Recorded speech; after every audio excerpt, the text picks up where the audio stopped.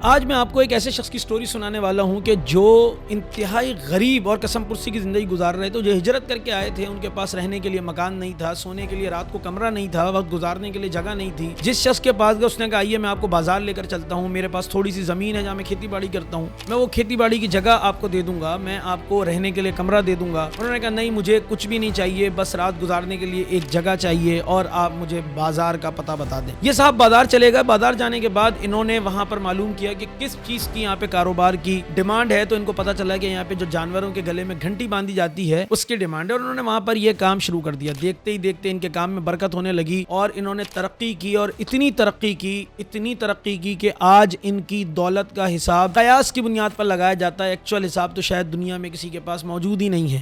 اور ایک خیال یہ بھی ہے کہ آج بھی جو دنیا کا ریچسٹ پرسن ہے وہ ان کو کمپیٹ نہیں کر سکتا. جس وقت ان کا انتقال ہوا تو ان کی جو دولت تھی وہ 3 ارب 10 کروڑ 20 لاکھ دینار تھی.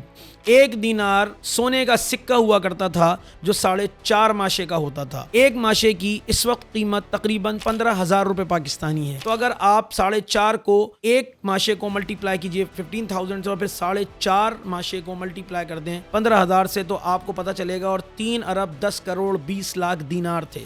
یہ صرف دینار تھے, سونے کے سکے تھے. آپ اس سے اندازہ لگا لیجئے کہ جس وقت ان کا انتقال ہوا ان کی 4 بیویاں باقاعدہ حیات تھیں ماشاءاللہ, اور بیوی کے حصے میں جائیداد کا 8واں حصہ آتا ہے. ان کی ایک بیوی کے حصے میں تقریباً 80,000 دینار آئے, اور میں نے دینار کی کیلکولیشن آپ کے سامنے بتا دی. صرف سکے تھے, سونے کے سکے تھے, پلاسٹک کارڈ نہیں تھے, یہ کاغذ کے پیسے نہیں تھے, یہ ایکچوئل میں دولت تھی جس کی بنیاد پر دنیا میں پورے بینکس کام کرتے ہیں. جو اصل مالیت ان کے پاس ہوتی ہے اور لوگوں کو وہ ڈیجٹس کے پیچھے بھگاتے ہیں, لیکن ان کے پاس اصل میں تھا جو ان کا مال و دولت تھا. اب اس سے اندازہ لگا لیجئے کہ طائف میں جرف کے مقام پر ان کے پاس ایک زمین تھی. خیبر میں اللہ کے نبی صلی اللہ علیہ وسلم نے ان کو کچھ زمین دی تھی. اس زمین پہ تقریباً ایٹ اے ٹائم 20 اونٹ صرف آب پاشی کا کام کیا کرتے تھے, اور انہوں نے اس زمین کو مزید بڑھایا اور اچھا خاصا بڑھا لیا, اور ایک بڑا حصہ ان کے پاس موجود تھا. رسول اللہ صلی اللہ علیہ وسلم کے انتقال کے بعد انہوں نے اس زمین کا ایک بڑا حصہ بیچ دیا, اور ہر مہینے 4 لاکھ دینار ہر امہات المومنین میں سے ہر ایک کے پاس, یعنی تقریباً 4 لاکھ دینار تمام کو ملا کرتا تھا. اسی طرح انہوں نے وصیت بھی کر دی تھی کہ ہر بدری صحابی کو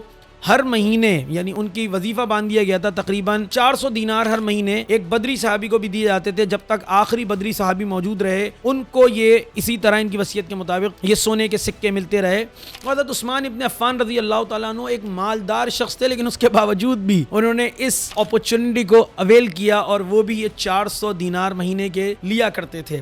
اور آپ اس سے اندازہ لگا لیں کہ بیٹھے بیٹھے ایک ہی محفل میں, ایک ہی نشست میں رسول اللہ صلی اللہ علیہ وسلم ان کو فرماتے تھے کہ تم غلام آزاد کر دو, اور یہ وہیں بیٹھے بیٹھے 30 غلاموں کو آزاد کر دیا کرتے تھے. ان کے آزاد کردہ غلاموں کی تعداد ایک قیاس کے مطابق, ایک اندازے کے مطابق 30,000 سے زیادہ ہے جن کو انہوں نے آزاد کیا مختلف وقتوں میں.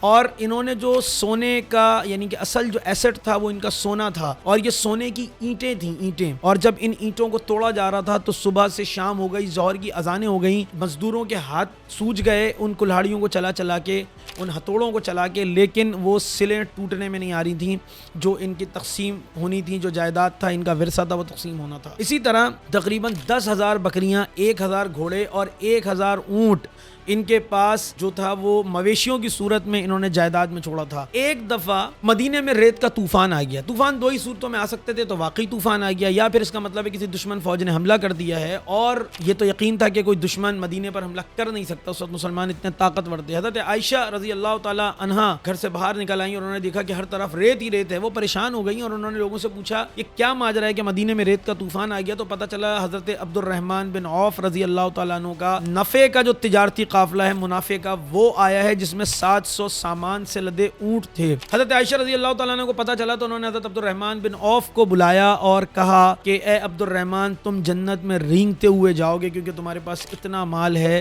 ان کا حساب کون دے گا.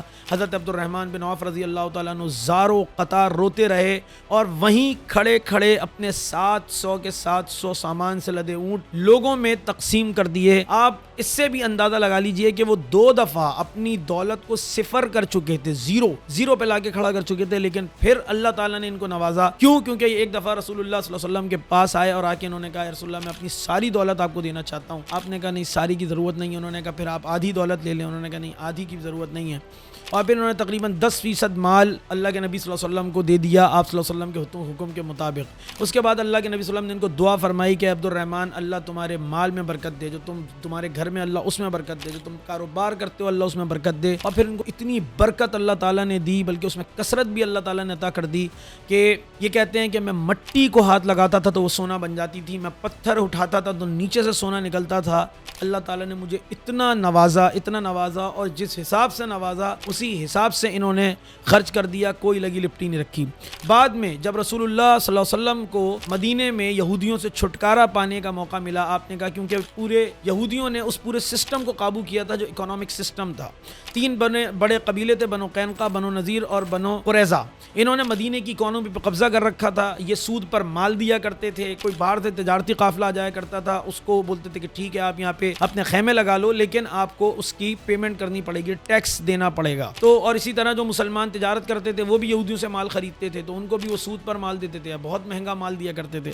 اللہ کے نبی صلی اللہ علیہ وسلم نے حضرت عبد الرحمن بن عوف رضی اللہ تعالیٰ عنہ کو یہ فرمایا کہ عبد الرحمن جاؤ اور مسلمانوں کے لیے آسانیاں پیدا کرو۔ حضرت عبد الرحمن بن عوف رضی اللہ تعالیٰ عنہ نے پہلی ٹیکس فری مارکیٹ اب مدینے کے اندر قائم کر دی، جہاں پہ مسلمانوں کو یہودیوں سے زیادہ سستے اور ہول سیل ریٹ پہ لوگوں کو مال دیا جاتا تھا اور پھر وہ مارکیٹ میں جا کے اپنا مال بیچا کرتے تھے۔ انہوں نے یہ بھی طے کر لیا کہ جو باہر سے شام سے یمن سے تجارتی قافلے آیا کرتے تھے یہودی، ان سے حضرت عبد الرحمن بن عوف رضی اللہ تعالیٰ نے بازار کا انتظام سنبھالا اور کہا کہ آپ یہاں پر خیمہ بھی لگاؤ، جتنے دن رہنا چاہتے ہو رہو اور جس طرح کاروبار کرنا چاہتے ہو کرو، ہمارے اصولوں کے مطابق ہم آپ سے کوئی پائی پیسہ نہیں لیں گے، یہاں پہ نہ رکنے کا پیسہ لیں گے، نہ یہاں پر کاروبار کرنے کا پیسہ لیں گے۔ اور یہ ایک بہت بڑا اکنامیکل چینج تھا، اور اس طرح مسلمانوں کی مارکیٹ مضبوط ہونا شروع ہو گئی، ان کی اکانومی مضبوط ہونا شروع ہو گئی، اور یہ مدینہ میں پہلی ٹیکس فری مارکیٹ کا قیام تھا جو عمل میں آیا، اور اس کو قائم کرنے والے حضرت عبد الرحمن بن عوف رضی اللہ تعالیٰ عنہ تھے۔ یہ عشرہ مبشرہ کے صحابی ہیں۔ یہ بات میں آپ کو کیوں بتا رہا ہوں یا میں آپ کو کیوں سمجھانا چاہ رہا ہوں؟ اس لیے سمجھانا چاہ رہا ہوں کہ ہماری جو پچھلی سیریز تھی اس کے اندر ہم نے اسلام کے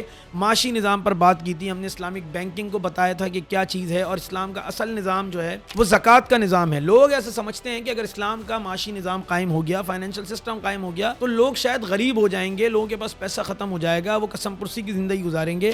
یہ تو ایک حضرت عبد الرحمن بن عوف رضی اللہ تعالیٰ عنہ ہے جن کو فرمایا کہ عبد الرحمن رحمان کا تاجر ہے، اور اس کے بعد حضرت عثمان ابن عفان رضی اللہ تعالیٰ عنہ، ان کی تو ایک الگ سٹوری ہے اور وہ بھی آپ کے ساتھ انشاءاللہ کسی جگہ کسی اور ویڈیو میں آپ سے شیئر کریں گے۔ لیکن بتانے کا مقصد یہ ہے کہ وہ غریب نہیں ہوئے، یہ 2 عشرہ مبشرہ کے صحابی ہیں، وہ 10 صحابہ جن کو اللہ کے نبی صلی اللہ علیہ وسلم نے زندگی میں جنت کی بشارت دے دی تھی کہ عبد الرحمن جنتی، عثمان جنتی، علی جنتی، ابو بکر جنتی رضی اللہ تعالیٰ عنہ۔ تو اسلام کے معاشی نظام کے آنے سے کوئی ان کی زندگیاں تباہ و برباد نہیں ہو گئی، مائنڈ سیٹ چینج ہو گیا۔ سمجھنے کی ضرورت ہے کہ اسلام مائنڈ سیٹ چینج کرتا ہے، آپ کو غریب نہیں بناتا۔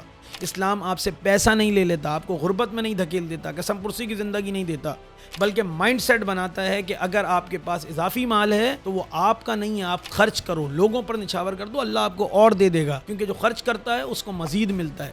بالکل اسی طرح حضرت عبد الرحمن بن عوف رضی اللہ تعالیٰ عنہ کو ملا، اور یہ ایک عبد الرحمن بن عوف تو ایک ایگزامپل ہے، کیونکہ یہ اس کی پیک ہے، یہ ٹاپ نیچ ہے جس کو آپ سمجھ سکتے۔ اس کے بعد سینکڑوں لوگ ہیں، کئی ائمہ کرام ہیں، حضرت امام ابو حنیفہ رحمۃ اللہ علیہ اور بہت سارے ائمہ ہیں، صحابہ ہیں کہ جنہوں نے کاروبار کیا، کام کیا، اور اللہ تعالیٰ نے ان کو بے حد و حساب پیسہ دیا۔ تو اسلام کا فائنینشیل سسٹم کسی کو غریب نہیں کرتا، بلکہ اس کے لیے اور آسانیاں کرتا ہے، لیکن ایک کام جو بڑا کام وہ کرتا ہے وہ یہ کہ معاشرے کے عام آدمی کو اٹھا کر اوپر لے کر آ جاتا ہے، تاکہ جو نچلا طبقہ ہے وہ بھی اپنے آپ کو مستحکم کر سکے اور اسٹرانگ کر سکے۔ اس لیے یہ ہماری سیریز کا 4تھا پارٹ تھا جو میں نے آپ کو بتایا حضرت عبد الرحمن بن عوف رضی اللہ تعالیٰ عنہ کی زندگی، اور آپ اس کو مزید بھی پڑھ سکتے ہیں، مزید بھی دیکھ سکتے ہیں کہ کون لوگ تھے جنہوں نے پورے اس سسٹم کو فالو کیا کہ جو اسلام کا فائنینشیل سسٹم ہے، جو زکوٰۃ کا سسٹم ہے، جو رسول اللہ صلی اللہ علیہ وسلم نے بنا کر دیا، اور اس کے موجودگی میں آپ نے اربوں کھربوں روپے بنائے، لیکن اس نیت کے ساتھ کہ یہ دنیا عارضی ہے اور یہ مال اللہ کا دیا ہوا ہے، مجھے اس کی مخلوق پر لوٹانا ہے۔ اس مائنڈ سیٹ کے ساتھ آپ کاروبار بھی کر سکتے ہیں، اور یہی مائنڈ سیٹ اسلام کا فائنینشیل سسٹم پیدا کرنا چاہتا ہے۔